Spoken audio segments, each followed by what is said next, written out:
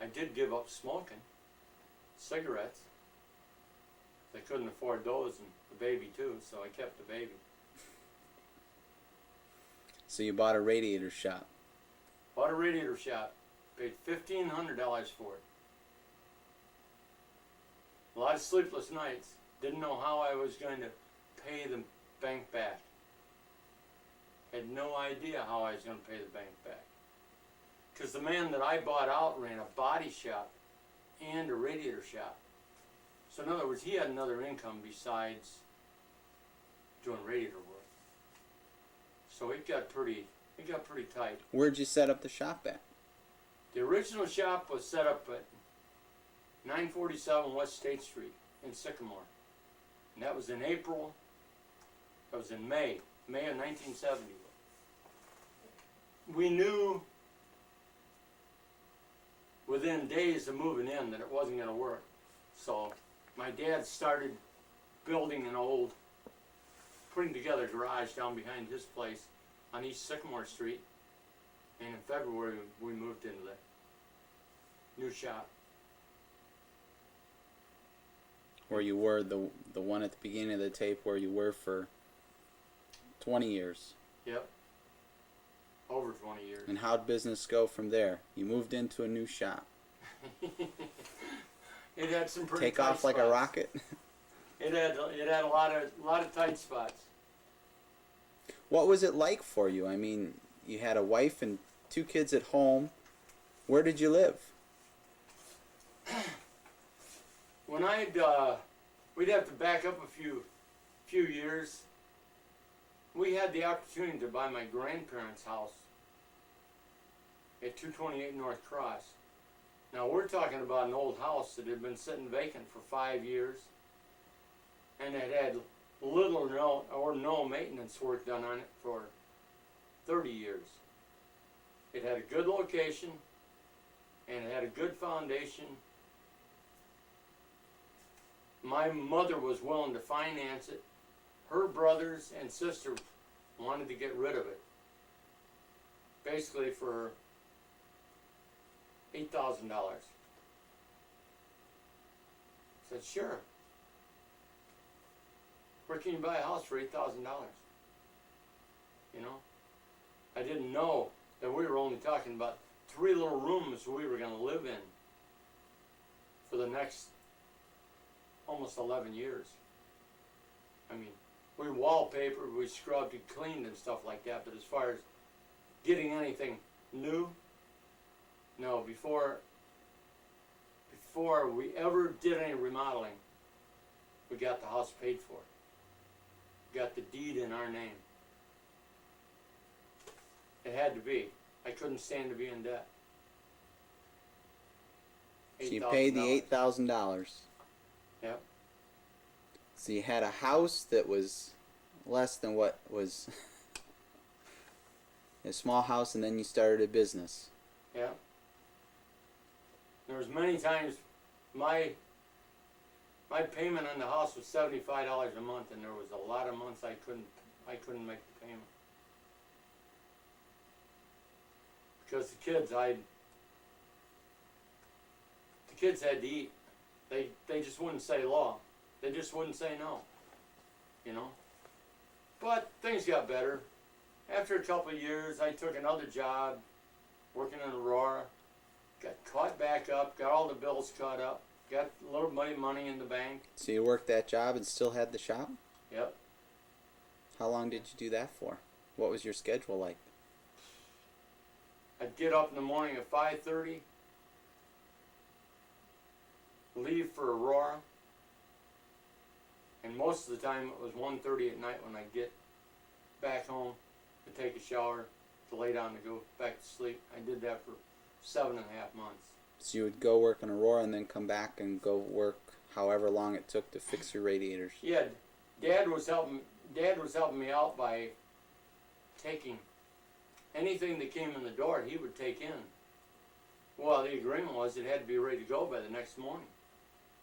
So you might have 2 or 3 radiators, or you might have 10 radiators. So you never knew when you were going to What it was, you had to get them fixed, get them all painted, let them dry, go home, take a shower, Start over.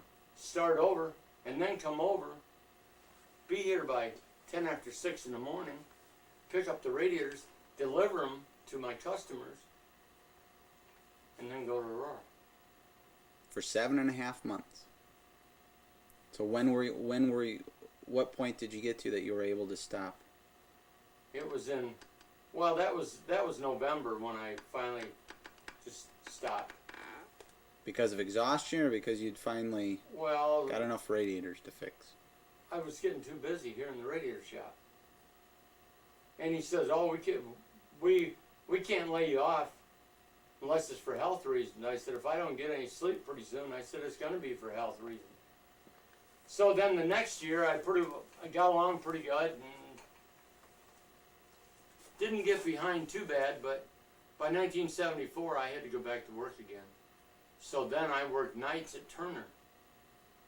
So I would get up 6 o'clock in the morning, come over to the shop. I'd work until noon, and then I'd go home, get some lunch, be down there at 1 o'clock, and I'd work till 11. That's 5 days a week.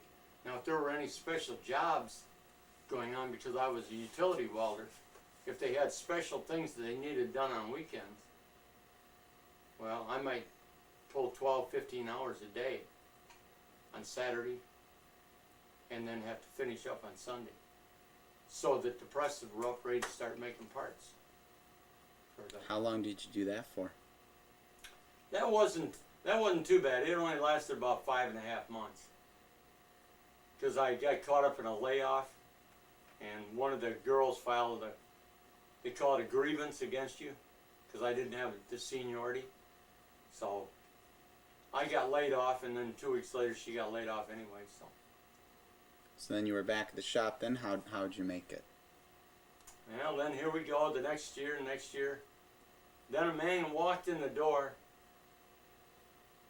and told me that I needed to go in the exhaust business. And I said, "But I don't have any money." He says, "You can get money. The bank's got all kinds of money. They'll give you all kinds of money." Needed $10,000 to buy the franchise. But he says, don't borrow 10,000, borrow 15,000. Because you got to be able to advertise. If nobody knows you're here, you'll go out of business before you ever start. So I thought, I don't know. I don't think much of going in debt. But if I do this, I better do it now. My parents are still in Florida for the wintertime. They had retired and moved to Florida for the wintertime. And I knew if I was going to do it, I had to do it before my dad came up, because of course he would do everything in his power to talk me out of it, borrowing that money. But that made the turnaround. What year was that? 1976. Yep. That made the difference? After I went in the exhaust business, I was never without work. Then I could do radiator work on the side. Put a lot of hours in. You know, I don't know. To me, you can't make it in a job 40 hours a week. I mean, I would start, if I had work, I'd be here at 6 o'clock in the morning, and I'd be here until 7 o'clock at night. Because you only get paid for the job when it's done. And I had to be here, take people to work, run them, help, make it convenient for them.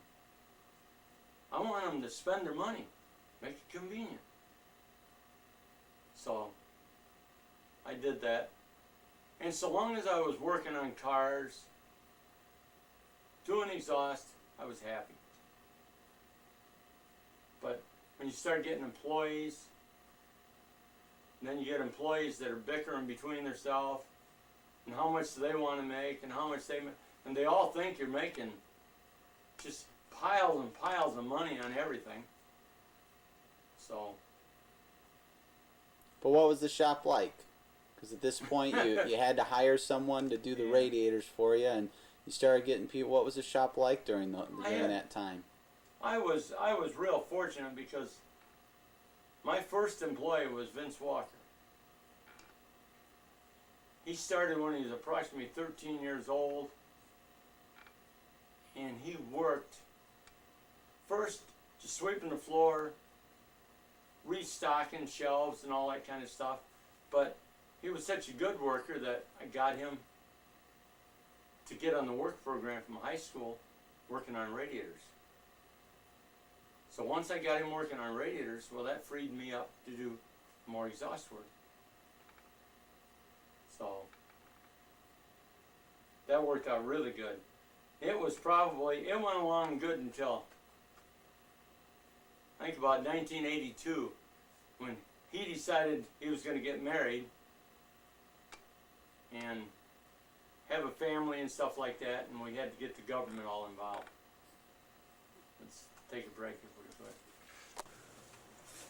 So you never really thought about, you never had a business plan or a proposal, or you never just wanted to fix cars and feed your kids and... I guess I didn't know you had to have that stuff. No.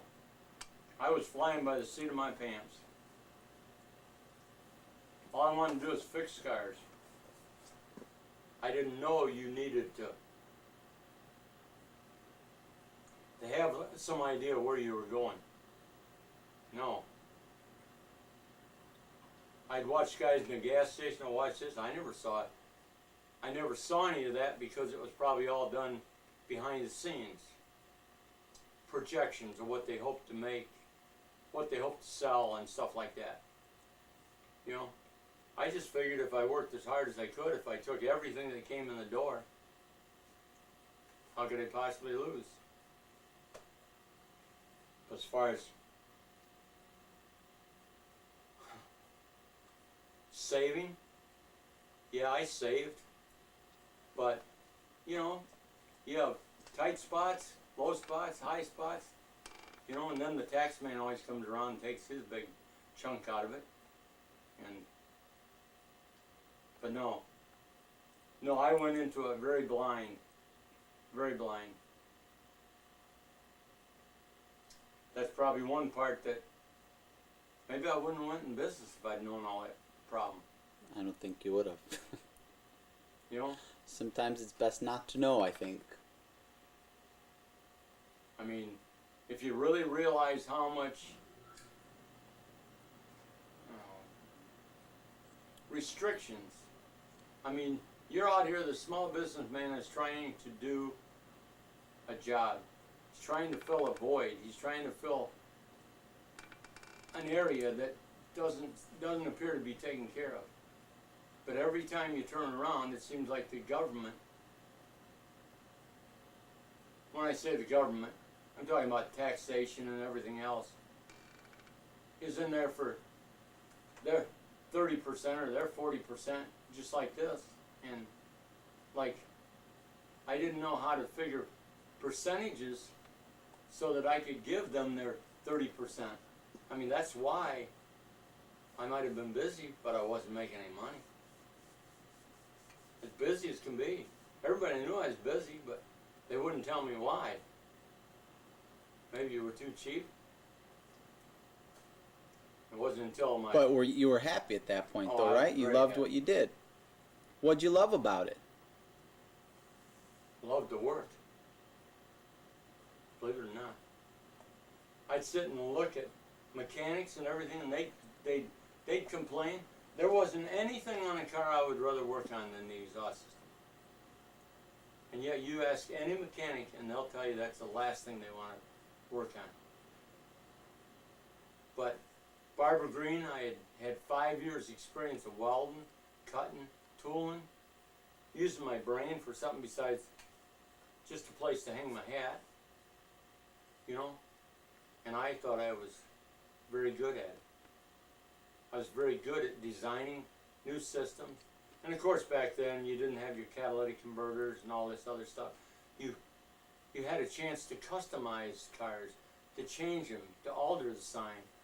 You know, anybody gets tired of doing the same old Ford or Chevy, but when somebody brings you something that's out of the ordinary, says, here, do it. You know? And I could do it. I could do it very well. I know now that I didn't get paid enough, but that didn't bother me at the time because I was happy. And regardless what anybody can say, my kids all grew up healthy. We had a house that was paid for. The kids chose how far they wanted to go with their education. I mean, I didn't pay for it 100% by any means. I tried to take the hard spot off, the high spots off some of that education. But I also don't believe everything should be given to you. I still think that, you know. But if your family's healthy, everything you got's paid for, and you still have money in the bank, why do you need all this money in the bank? Does a lot of money in the bank make you feel any better? Yeah, maybe it does. But at the time, no.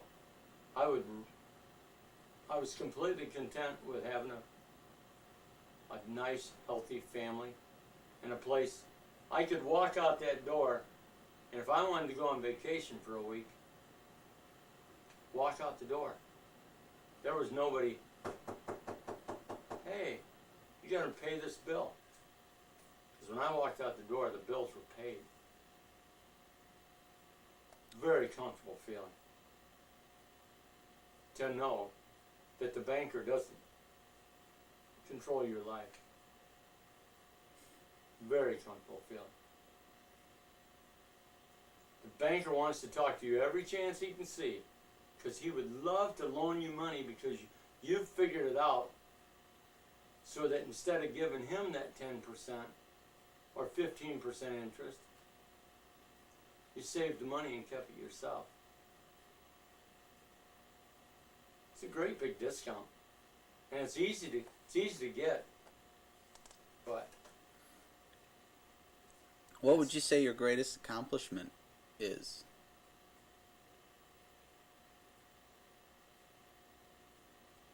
I think that everything turned out well. My kids are well adjusted. They've handled their own families probably much superior than I could have handled mine again, because I spent all the time working. But they've adjusted to their own lifestyles. My wife has had the freedom of getting further education. She's got a good paying job, so that now in our middle years, we're not sitting worrying about what's coming in the mail every month, you know, as far as bills and stuff. So I think just the fact that I think our lives have come up pretty close to the way I'd want them.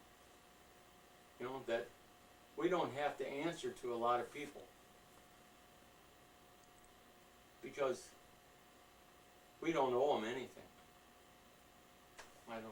What's given you the greatest joy? Right now, it's life? the grandkids. Yeah. What have they brought to your life? I just marvel at the things that they do, and how in a matter of, you won't see them for 2 or 3 weeks, and how they've changed, and how smart the kids are.